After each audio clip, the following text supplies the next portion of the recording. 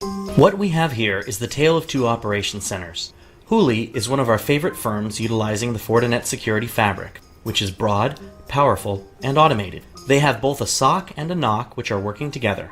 We're going to be peeking over the shoulders onto the desktops of a SOC engineer and a NOC engineer when a security incident happens on the network.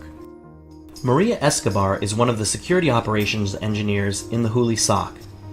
She is using the FortiSIEM to monitor in real time all events coming in from the different pieces of the Fortinet security fabric on Huli's network. From this dashboard, she has visibility of everything that is happening on the network. Maria has noticed something strange, a sudden increase in events seen by the fabric, specifically IPS events. She can see that they are going to multiple destinations. Not only that, all of them are using the same attack. This is out of the ordinary. So Maria is going to use FortiSIEM to drill down and look at this IPS attack notification in real time. FortiSIEM's powerful filters let her easily focus in on the events she's interested in. She can see these events arrive in real time. Through the Fortinet security fabric, other devices are able to provide that information to FortiSIEM. Maria sees that all the attacks are all the same. She also notices that they are all coming from the same internal IP address. This is what she decides to drill down onto next. Now she can see all of the notifications that are coming in from the fabric about this internal IP. Maria sees the IPS attack as well as other notifications from web filtering, application control, sandbox, and firewall. Something catches Maria's eye and she goes back to look. There's some botnet activity, specifically SpyEye. She decides to drill down on that to see if it's a one-time notification or if it's constant. Maria is now looking at the real-time events for SpyEye, and they are constantly coming in. This means that there is regular botnet communication from the internal IP address, 10.13.13.13. She also notices that the destination IPs are similar. This is typical botnet command and control behavior. With this information, Maria is going to look at some of the historical data for this internal IP address utilizing the FortiAnalyzer. The FortiAnalyzer is also part of the security fabric and receives information from all devices. The FortiAnalyzer dashboard collects and stores this information and then presents Maria with a historical overview for the past 12 hours. The internal IP address 10.13.13.13 is the top source of the sessions list. In the top countries list, China is at the top, and this is a country that Huli does not normally have network traffic to. Finally, in the top threats, we see our IPS exploit and SpyEye again. This historical data seems to jive with the real-time data, so Maria is going to drill down on SpyEye. For SpyEye, she sees that there are 352 incidents so far from that same internal IP. When she looks at the destinations, she sees that there are only a few, but there's another common element.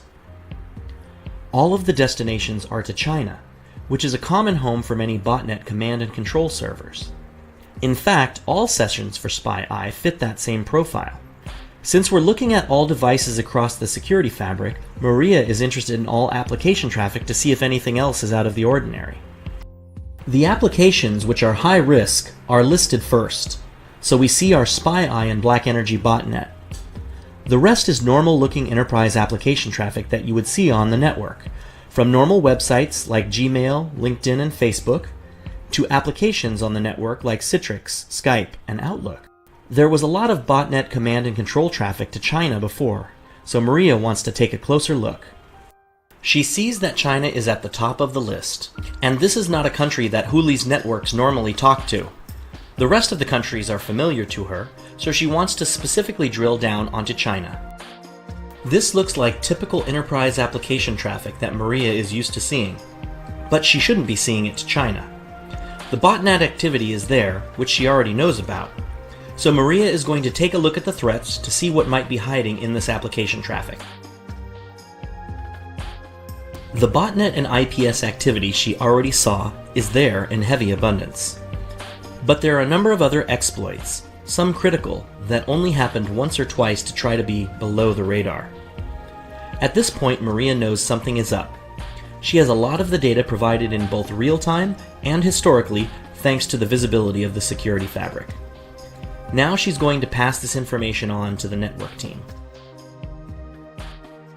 Maria reaches out to the network team, notifying them of the internal IP address 10.13.13.13, that it was on the sales ISFW, and that the SpyEye botnet was involved. We switch over to Mikkel Peterson's desktop as he receives Maria's message. Mikkel is in the NOC and is responsible for control and configuration of the network. Like Maria, Mikkel also utilizes the security fabric. He has views into multiple FortiGates, FortiSandbox, and third-party fabric partners. The security fabric automatically generates a topology view of all the devices it sees on the network.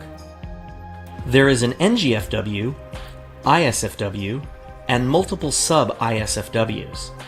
Mikkel can see all the devices that are on the network, like this Apple TV. And if he wants to look in more detail, he can turn on access devices. Now he can see that it is connected to an AP. But where he wants to look is under the sales ISFW. Here he can see the individual details for various clients on the network. He can see the IP, the OS, physical port, and network statistics. But what he's looking for is 10.13.13.13, and he finds it as Shauna's laptop. This device has the carbon black fabric-ready security agent on it, so Mikkel is going to start looking there. Carbon Black is one of our fabric-ready partners. This dashboard has the stats on the computers that are using the Carbon Black security client. Mikkel is going to search for events on 10.13.13.13. From this view, he hopes to find the root cause of the security breach. There are a lot of events for this day, but one obviously catches his eye. The Carbon Black server got a notification from the FortiSandbox that it found a zero-day exploit with SpyEye. Mikkel wants to trace the sequence of events. He can see at 12:38 that Shauna downloaded totallylegit.exe, and shortly thereafter it was submitted to the FortiSandbox. A few seconds later, Shauna manually approved the file and executed it, and this was before the FortiSandbox returned with its malicious verdict. Shauna's manual approval provided a small window of opportunity for SpyEye that it took advantage of. Now Mikkel wants to check the forensics on the FortiSandbox to close the loop. The FortiSandbox is a big part of the security fabric. It takes in files from appliances, software, and clients and analyzes them in a secure environment for malware. It also packages its findings and distributes them to other members of the security fabric. Mikkel can see all the files submitted from different locations, but he is interested in the one that came from Carbon Black that matches up to the timestamp of the 38th minute. He will drill down for more detail. From this view, he can see that the malware was identified as SpyEye. The timestamps match up to what he saw before. The file name totallylegit.exe is also the same. It was submitted through the fabric from Carbon Black and took about 30 seconds to analyze. Mikkel wants even more information to finish his forensics. This botnet launched processes, created files, communicated on the network, and most importantly, dropped a virus for further infection. Mikkel has determined that this is the root cause and will now take action. The Fortinet security fabric is visible, as we've seen with the topology view, but it is also actionable. Mikkel needs to stop Shauna's laptop from further infecting the network. From the top-level NGFW, he's going to search for the laptop's IP, 10.13.13.13, and it's found under the sales ISFW. With a simple right-click, Mikkel can quarantine Shauna's laptop, and it's done. Through the security fabric, the quarantine is placed on the right device in the network. But his job is not over.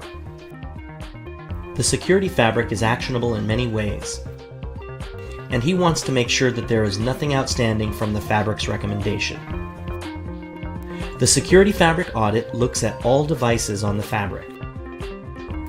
The report from the security fabric audit can tell Mikkel many things.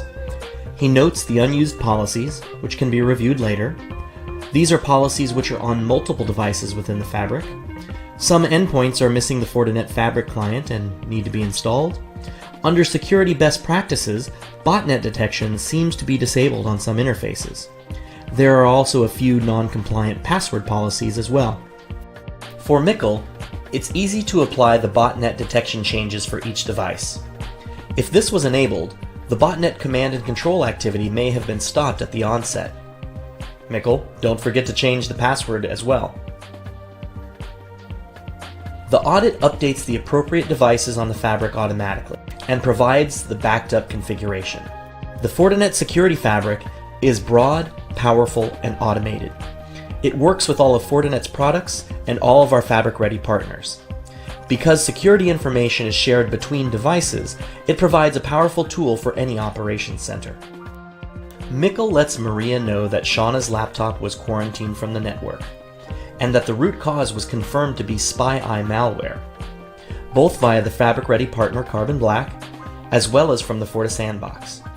He also says that the fabric audit recommended some needed changes. Meanwhile, back on Maria's desktop, she is still looking at the real-time events from the fabric on FortiSIEM.